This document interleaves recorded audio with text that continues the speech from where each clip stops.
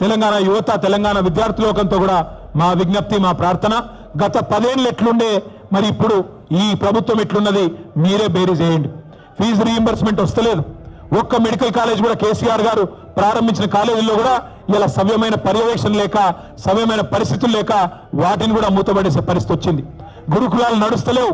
గురుకులాల్లో ఒకనాడు అద్భుతమైన ఫలితాలు వచ్చేదన్నాడు ఆర్ఎస్ ప్రవీణ్ కుమార్ గారు సెక్రటరీగా ఉండి కేసీఆర్ గారి నాయకత్వంలో అద్భుతంగా మనం ముందుకు తీసుకుపోయినాం మా సబితక్క విద్యాశాఖ మంత్రిగా ఉన్ననాడు బలహీన వర్గాల శాఖ మంత్రిగా కమలాకర్ అన్న ఇంకా ఇతర పెద్దలు ఉన్నప్పుడు బ్రహ్మాండంగా నడుపుకున్నాం కానీ ఈ రోజు అడ్మిషన్లు తగ్గిపోయినాయి అదేవిధంగా అక్కడి నుంచి ఫలితాలు తగ్గిపోయినాయి చివరికి పిల్లలకు నాణ్యమైన భోజనం పెట్టలేక కల్తీ భోజనం పెడితే ఇప్పటికి 90 మంది పిల్లలు చనిపోయిన పరిస్థితి గురుకులాల్లో ఉన్న మాట గమనించాలని చెప్పి నేను కోరుతా ఉన్నా రాష్ట్రంలో అన్ని వ్యవస్థలు అస్తవ్యస్తం చేసినారు ఒకటి కాదుగా మా పంచాయతీరాజ్ శాఖ మంత్రిగా పనిచేసిన దయాకర్ రావు గారు చెప్తా ఉన్నారు